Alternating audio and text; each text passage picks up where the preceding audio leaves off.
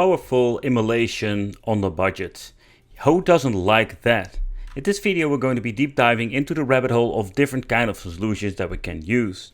The most powerful emulators for retro gaming are going to be explored today.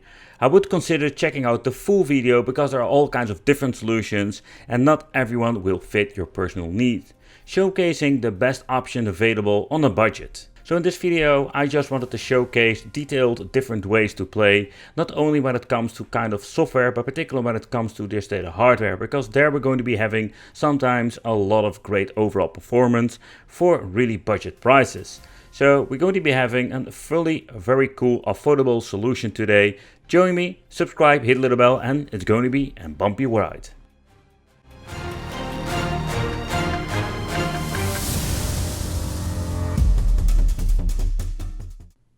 Let's face it, retro gaming is more popular than ever, and original hardware is getting rare, expensive, and sometimes flat out unreliable. Luckily, there is another way, and that is what we're going to be talking about today. It's going to be just reliving retro gaming, but just going to be in a world of emulation. Not just why it matters, but also what can we also do with it. So you can even spend a fortune on retro hardware, or you can just get yourself something of a low, let's say, budget or an affordable solution. And this way we can just actually enjoy our childhood favorite games, and even sometimes do a little bit of an upscaling is there a possibility for. With the many ways we can actually play, I do want to start actually with a game box that you can ready to go plug and play. So these game boxes are not the most powerful ones out there. They also come with the S905 X3 chip. And where this is like the most powerful one, this thing is kind of cool, because we're going to be looking into the game list. This thing can have a ridiculous amount of emulators that can be supported out of the box. So to begin with, if you don't want to do any upscaling and you just want to go into the full retro mode, think about the 8-bit, 16-bit. So NES, Super NES, Sega Genesis, 32X, or even you want to go back to the times of the Commodore 64 Atari, all the way to the PlayStation 1, you can actually play it just fine. Some of the emulators, like PlayStation 1, will have upscaling capabilities, but not with this box because it's not powerful enough. So take that in consideration when you're getting into a box like this.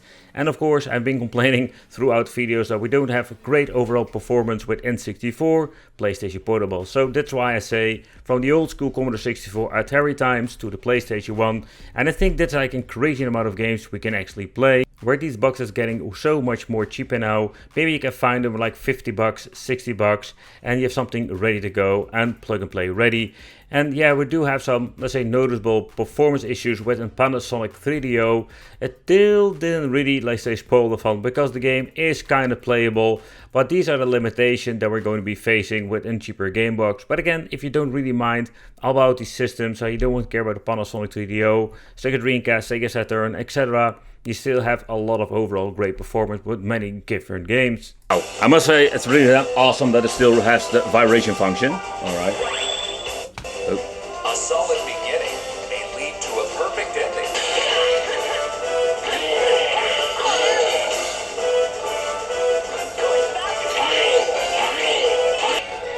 Oh man, this button layout is absolutely garbage.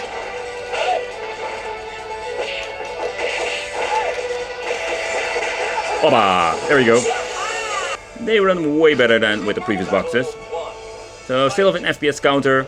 It dips down to 53, as you can see over here. But you can just see that it dips down. But an overall performance is not bad. And this is not like the ultimate system that you can buy, you know. Oh, I find this so confusing game. This is not my game. Like, the effects on the side are so annoying.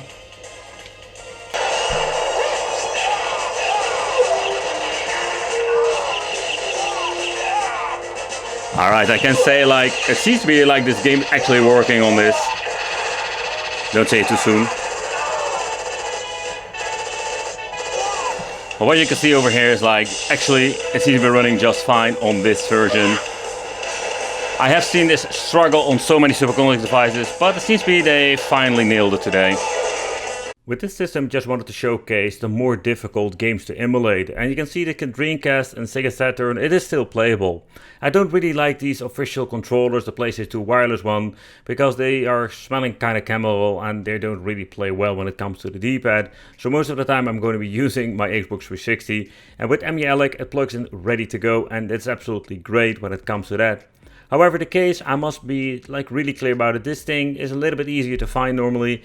And so far I have checked out on let's say the AliExpress website. This is one of the cheapest I actually found, because some other models are out there, but they are coming with a different price point. The same chip is also in this Super Arcade console. Yep, they actually made an arcade stick of the X3 chipset. That's kind of cool. So we do have the same performance in the plug and play stick, and it was more like an 8-bit stick knockoff, but what's kind of cool, I just wanted to showcase that actually the same chip is also available in different kind of form factors. And they also make the Super Console X3 Cube Edition, and this was also a very cool favorite of mine. It's also a little bit more expensive if you're going to be looking around, but if you just want to have a little bit of a nostalgia feeling with even the option for a 4-player configuration, fairly easy plug and play, this, the Cube, was another very cool way to play. So it also comes with built-in cooling, and yeah, the form factor is really cute. It was such a fun game with absolutely amazing music.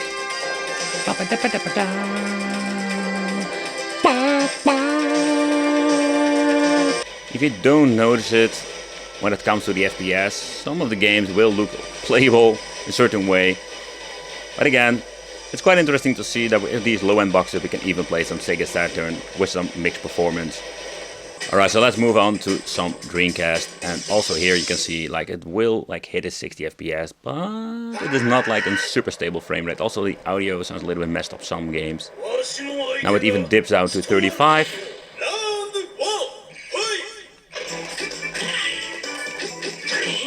Alright, so next up I wanted to try out some Mortal Kombat. But think about it, if you're looking at some other boxes, think about a PC-based one with Batocera. We have the option to play Killer Instinct and some other cool games, and that's not available on this.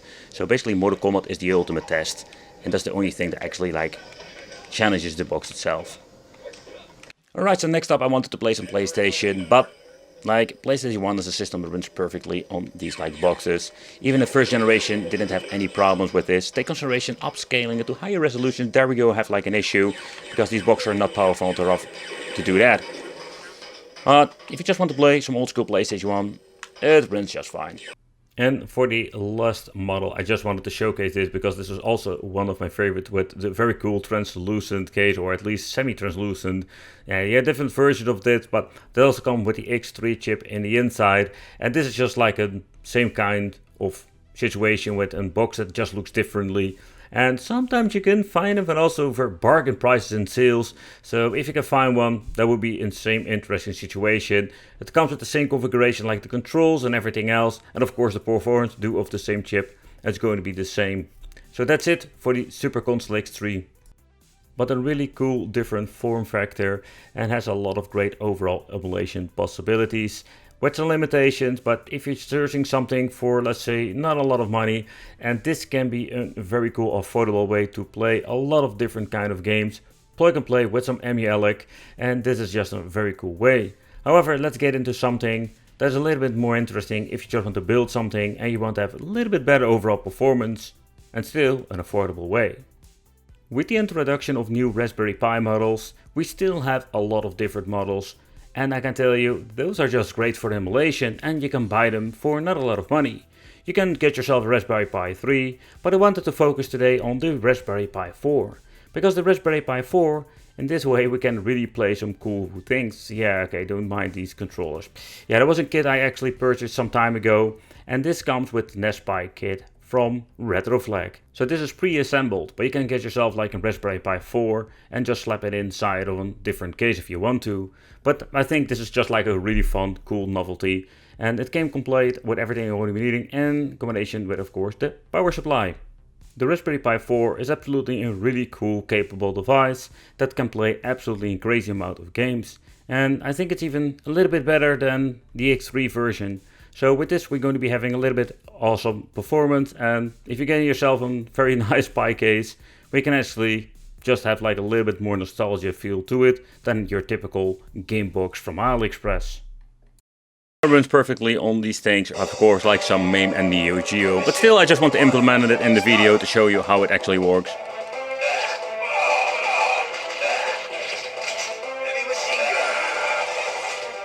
Some limitations, but with the freaking like Pi 4 we do have the option to play so many more MAME games. Take consideration Killer Instinct doesn't run on this, so that's something we're not going to try out.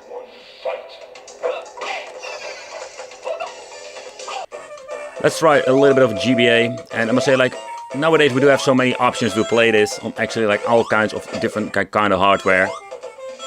Besides, like, I'm not even counting like the cheap devices we've reviewed, because the cheap devices mostly like mess everything up when it comes to GBA.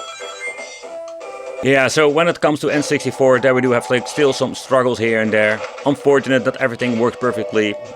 Depending on what kind of image emulator you're running, if it's up to date, still I think the N64, it's not running perfectly on the Raspberry Pi. But don't get me wrong, right, there's so much that we can actually play on this. Just again into the GoldenEye 007, just to show you how the performance in general is. It's way better than the Raspberry Pi 3, but it's not there yet. So next up, let's take a closer look at some Dreamcast and Dead Alive 2. Let's see how far we can push it. I did notice with the intro, there's some minor hiccups, nothing to worry about, but the overall gameplay is pretty damn good. Next up, let's play a little bit of one of my favorite games of that Thomas Wave. And with this game, what I've noticed, like the chip boxes don't really run great with this, but they did manage to get it optimized for the Raspberry Pi 4. Absolutely great. One of those fun systems to enjoy for many hours. Let's get in a different part with more enemies, so you can see if he's going to be hicking up or stuttering.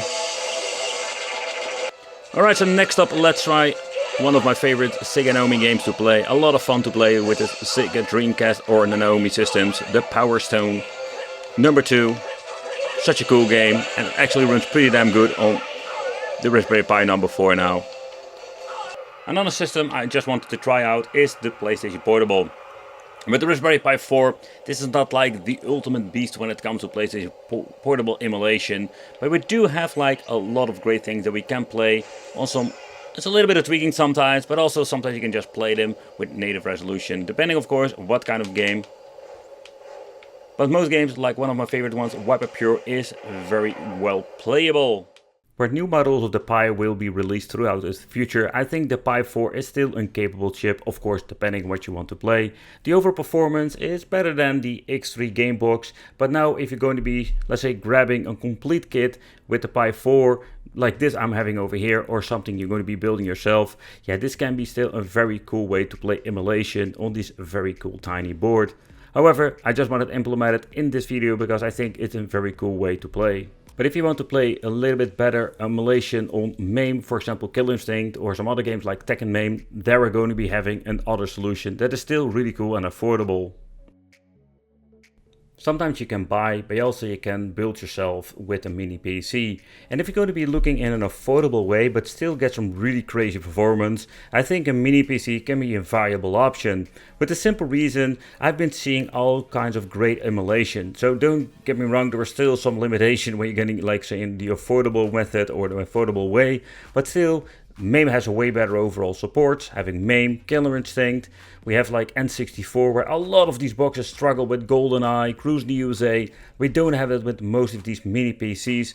And think about, let's say, the N100 series, maybe a little bit older, or you want to have like an old school Core 2 Duo or an i5 or whatsoever. I must say it's very difficult to actually pinpoint a certain model. There are so many mini PCs out there, and depending where you're living, your, let's say, second-hand market is slightly different. I have like a zillion different mini PCs of different familiar brands like MSI, Asus, or maybe another like Gigabyte. I find the cheapest affordable ones over here. However, when you're going to be looking into this, yeah, it's always like a little bit of a debatable situation, like how affordable will it be when you're going into the second-hand marketplace over there in your country, because eBay is kind of cool, but it is not like always the cheapest way to buy your mini PC. I have noticed that in the past.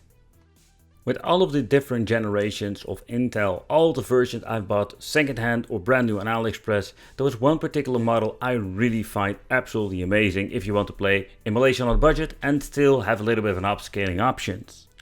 This particular HP ProDesk came with one of those first generation AMD Ryzen, but what I really love about it is not only like the overall quality of these things, the super form factor, but also when it comes to the onboard GPU. This thing gives us the option to do a little bit of an upscaling when it comes to, let's say, platforms like Dreamcast, Saturn, PlayStation Portable, you name it, and still be on, let's say, an affordable budget way to play. Combining this with Batocera, and I'm getting the full retro arcade emulation experience, meaning that we don't have the Windows shenanigans and the Windows updates and yada yada yada. We can just plug it in, start it up, and we can just have this very cool old school way to play with absolutely crazy amount of different games. And I think one of the cool things is that we can even play some, let's say, cool MAME games that we couldn't play before, and the struggles with N64, Dreamcast, that also other systems are gone actually, and even have an overall better performance, and yes, we can do upscaling, and then for a low price. But let's take a close look at the Nintendo DS, a system I did own later on. I still own a couple of DS's, and man, the library, the same story like the Game Boy Advance, like Sonic Rush.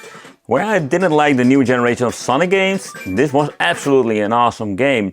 And now with this configuration, if you have like a massive TV, this would be one of those cool ways to play. It's actually kind of fun with the same kind of mechanics like the original games. So if you play the Street Fighter, you can just play it only. They're basing this on the movie, including the sprites. So it's a combination of Street Fighter and Mortal Kombat, you can say. All famous game, the Mortal Kombat, like the one that I always tested out on those freaking Pandora's boxes. And that was like a hit or miss situation. Well, I think it's a little bit more demanding than other games, and that was one of the reasons. However, this runs without any problem whatsoever. And yes, we can actually play the main games on this particular mini PC, and that's just absolutely awesome. However, I did have the option to play this on like a really low-end chips. So when it comes to this Tekken 2 game, okay, what I'm going to do now is like kicking her very slowly and very carefully. Yeah, but it runs perfectly. So let's move on to the more demanding Tekken games. The only downside I always have with the Killer Instinct game that the audio is quite low, so I need to get into the overall, let's say, emulator to get a little bit better audio. But besides that, the games run without any problem whatsoever. Oh, by the way, I just want to be pointing out, I am just bashing buttons here over here. I'm still losing. Moving on to the Killer Instinct number 2, that runs also great on just native resolution. And native resolution, we do have emulators that the option to actually have an upscaling situation, but that's not the case, what I understand of with this. So, but native, really, it runs perfectly without any weird hiccups whatsoever. So when it comes to the arcade part, let's do a quick overview of some Atomic Wave with the Dolphin Blue game. I've been testing this many times on different devices, and it doesn't have any problem whatsoever with this particular system. Take note that you also need to set up certain files. And if you're going to be doing some wild, crazy, wicked thing, you can even upscale it with some of the newer emulators. Another system I have been seeing a lot of, let's say, cheap game boxes is Panasonic Video. And none of them, or most of them, are not able to run video on full 60 frames per second. Let's do a little bit of rendering resolution of 1920 by 4040, if I'm saying it correctly. So it's going to be some next level when it comes to that. See how far we can push it, and do we have a stable frame rate. Because of course we can do a little bit tweaking, we can even do a little bit more upscaling, but also downscale everything. However, let's get into gaming. So a native resolution, this runs on many different mini PCs nowadays, so that's absolutely awesome. But one of the more appealing things with this AMD mini PC, that we do have like upscaling, and the 64 looks absolutely great. You can see that we have some minor stutters, but not to the point that it's going to be making this game unplayable. But getting through the game, you see the game is just playable on these high resolutions. So if you want to have no, let's say, stuttering going on, what you can actually do is just like lower it in resolution, less quality, but we have like the better performance. So that's something you should, like, say, consider for yourself. With the Dolphin emulator and some GameCube, I just want to do something completely crazy. Where this is a really old specification of a CPU-GPU combination, we're going to be trying some 4K rendering resolution. but you can just hear with Soul Calibur that it struggles big time.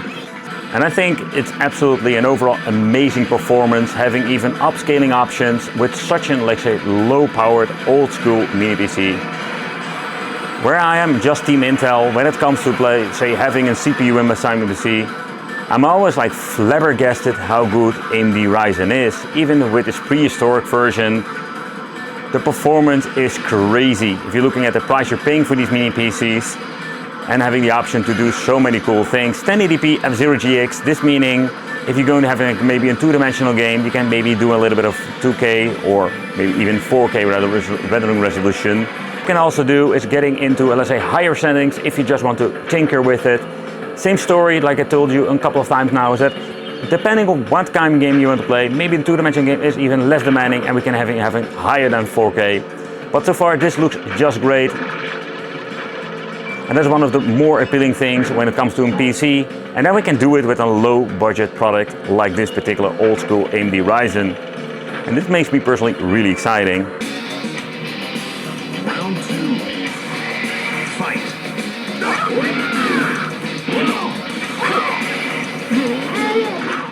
I had the option to do this with Tekken, but I didn't want to do this because I know the two-dimensional stuff is less demanding. But you can see full 4K render resolution, great performance on this mini PC. And with this older AMD Ryzen, we even have the option to play some PlayStation 3 emulation. So, you know, when it comes to these lower end, let's say AMD Ryzens or these really old prehistoric ones, it's absolutely crazy to see what you can do. And when we're going to be just having older technology becoming more affordable, we're going to be having overall way better performance with many emulators. And I think this is really exciting actually. Me and my Xbox controller. Yeah, I'm always trying to test that with a system. But yeah, the HP ProDesk Elite Desk, I want to call it. There are many different models out there. I've been testing all kinds of different mini PC solutions, so you need to deep dive into it. Maybe there is another brand having similar specs or better AMD Ryzen for not a lot of money, and we can have like overall crazy performance. This was like one of my favorite picks. Thank you all for watching. Let me know in the comments what kind of hardware do you use, and it would be great to see you in the next video.